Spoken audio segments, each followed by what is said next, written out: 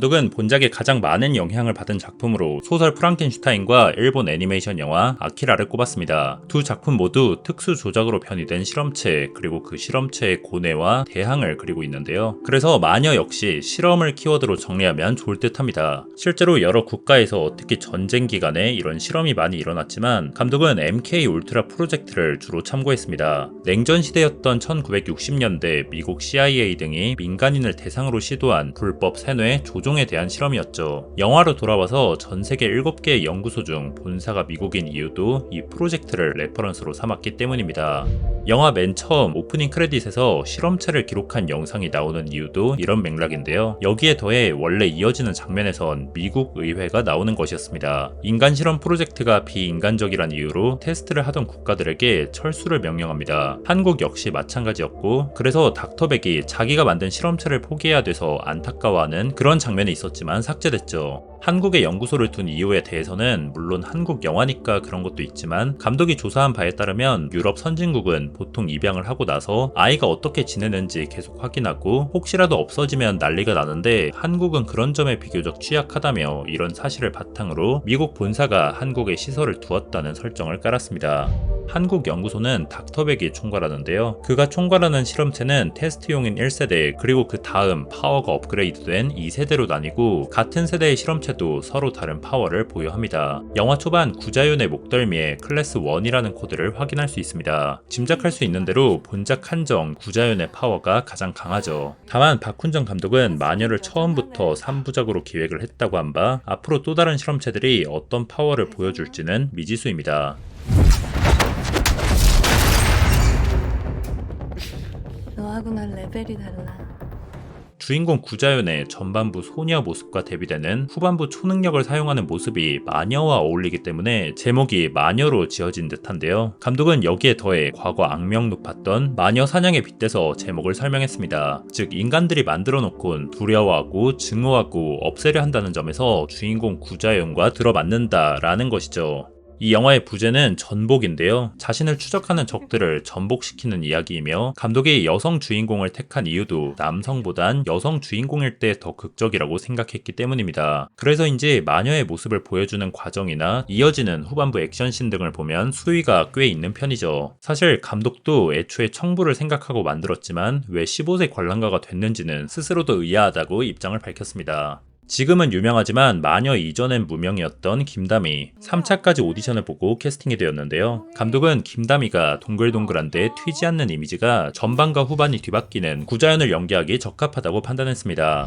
김다미는 초반부 뇌통증을 겪는 장면을 위해서 관련 다큐를 찾아보기도 하고 또 후반부 초능력 장면을 위해서 여러 히어로물을 참고하며 액션 스크롤에서 연습에 매진했습니다. 한편 히어로 영화에서 주인공이 자신의 능력으로 고뇌를 하는 것과 달리 구자연은 그런 게 딱히 없는데요. 감독이 성악설을 바탕으로 하기 때문이라고 설명했습니다. 구자연은 악하게 태어난 인물이고 목적이 있으면 힘을 주저하지 않고 쓸 것이라고 하는데요. 그래서 성악설에서 말하듯 악한 인간의 본성을 주변 환경이 어떻게 변하게 하는지 표현을 하고자 초반에는 양부모 명희와의 관계를 비중 있게 다룬 것입니다. 구자윤이 오디션에서 부른 노래는 아일랜드 민요 데니보이를 편곡한 버전인데요. 데니보이가 전쟁으로 자식을 떠나보낸 부모의 심정이 담겨있고 이는 본 오디션을 기점으로 양부모를 떠나고 전쟁을 하러 가는 구자윤의 상황과 연결고리가 있습니다. 영화를 보면 닥터백의 말투가 뭔가 남자 말투 같은데요. 감독도 조민수도 의도한 부분입니다. 원래 닥터백은 남자였는데 설정을 여자로 바꿨고 하지만 이런 남자 같은 성격은 좀 유지하고 싶었다고 합니다. 한편 조민수는 처음에 닥터백을 미친 과학자처럼 접근했지만 감독은 이를 보고 닥터백은 그냥 사람이라고 얘기했습니다. 영화에 나오는 능력자들 사이에서 그저 사람인 닥터백을 표현하고 싶었던 것이죠.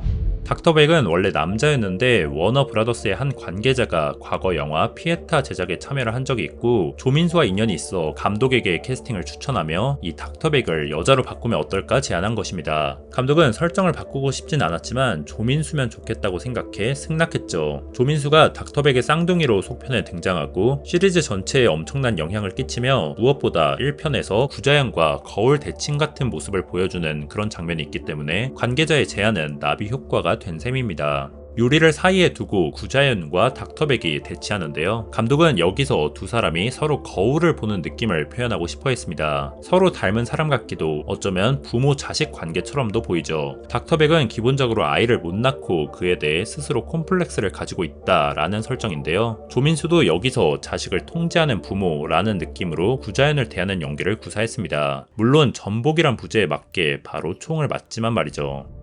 주로 소년미로 유명한 최우식은 본작에서 퇴폐미를 장착하고 귀공자를 연기했습니다. 박훈정 감독은 거인을 보고 최우식을 캐스팅했죠. 그 작품을 보면 불운한 운명에 악행을 일삼고 분노에 휩싸이는 모습을 보여주는데요. 이런 어두운 모습에서 귀공자를 엿본 듯합니다. 최우식은 시계태엽 오렌지의 알렉스를 참고해 귀공자에 접근했는데요. 원래 욕도 없었는데 알렉스를 참고하다 보니 욕이 늘어났다고 합니다. 무엇보다 나쁜 짓을 하면서 죄책감을 느끼지 않고 여기서 이렇게 메롱을 하는 모습에서 알렉스를 참고했구나 싶기도 한데요. 한편으론 구자연 앞에서 손톱을 물어뜯는 습관은 능력으론 넘사벽인 그녀에게 느끼는 콤플렉스를 표현한 것이라고 볼 수 있겠습니다. 또 감독은 귀공자의 대사를 전부 영어로 처리를 하려고 했지만 전작 VIP가 영어 대사로 말이 많았고 한편으론 최우식이 한국계 캐나다인이라 나름 절충해서 한국어와 영어를 혼용해서 쓰도록 했습니다. 근데 이게 더 이상 고민씨는 원래 구자연 역으로 오디션을 봤지만 이는 김다미에게 가고 여고생들은 비슷한 친구들끼리 어울려 다닌다는 감독의 생각하에 명의로 캐스팅이 되었습니다. 둘은 95년생 동갑 배우로 작중 찐친 케미를 보여주죠. 그런 점이 기차 장면에 잘 나타나 있습니다. 또 보긴 뭘 또 봐. 저이 이게 저 어디다가 대고 이 미친이야 저거. 앞서 챕터에 녹여내지 못한 비하인드들을 간단하게 나열해보겠습니다. 자윤의 아버지는 다리가 불편하고 어머니는 치매를 앓는데요. 치매는 대표적인 노인성 질환이죠. 신체 노화 현상을 가진 인간과 신체 재생 능력을 가진 마녀를 대비하고자 한 설정입니다. 너무 오랜만에 되게 인재를 본 것 같아서 되게 너무 좋고요. 한번 해봐요. 궁금한데. TV 속 심사위원 목소리로 나오는 여성의 목소리는 브라운 아이드 걸스의 제아고 남자는 본작의 음악 감독인 모그입니다. 오디션 장면은 쇼미더머니 같은 엠넷 경연 프로그램을 기반으로 하려고 했지만 CJ에서 허용하지 않아 새로 만든 것입니다. 참고로 EBS 스튜디오를 섭외해 촬영했죠. 또 여기 노래는 사실 다른 사람의 목소리인데요. 김다미가 직접 하려고 했지만 노래는 어떻게 안 됐다고 합니다. 후반 액션이 펼쳐지는 복도는 세트가 아니라 대진대학교인데요. 체육관 지하라고 하며 마녀 외에도 대탈출 등 여러 작품을 촬영했습니다. 어딘가 던전 같은 미묘한 느낌을 주는 듯하죠. 처음 마녀의 시나리오가 나왔을 때 넷플릭스에서 시리즈로 제작하길 원했지만 몇 부작으로 만드냐에 대한 논의가 길어지면서 영화 쪽으로 시선을 돌리게 됩니다. 하지만 영화계 투자자들은 좀 주저하는 반응이었죠. 관객 입장에서는 한국에서 새로 나오는 초능력물 작품이 반가울 수 있겠지만 투자자 입장에선 그 전례가 없으니 충분히 고민해야 할 상황이었습니다. 이때 잡힌 최소 예산이 60억 원이었고 투자가 흐지부지 되던 와중에 워너브라더스와 컨택하여 계약하게 되었는데요. 그렇게 순 제작비는 65억 원, 마케팅 비용까지 합친 총 제작비는 85억 원으로 책정되었습니다. 사실 많은 편은 아니죠. 영화진흥위원회가 밝힌 2018년 한국 영화 개봉작 중 상업영화 40편의 평균 순 제작비가 79억이었고 총 제작비는 103.4억이니 마녀의 제작비는 평균보다 낮았던 것입니다. 사실 이 마녀는 당시 워너브라더스가 제작한 두 번째 한국 영화로 첫 번째인 밀정도, 송강호, 공유 주연이지만 순 제작비가 862만 달러, 즉 100억 초반대 제작비를 들인 걸로 봐선 한국에서 영화 제작 초기에 크게 무리를 하지 않고 또 그들에게도 마녀의 흥행은 확실시 되지 않았기 때문에 시장 상황에 맞춰 투자를 한 것으로 보입니다. 한정된 금액으로 초능력물을 만들어야 됐기 때문에 전체적으로 초반엔 이야기를 쌓다가 후반에 액션을 터뜨리는 식으로 구성했는데요. 또 그로 인해 바뀐 설정들을 몇 가지 나열해보자면 1세대의 과거 장면 귀공자 일당의 전투씬이 있었지만 삭제되었습니다.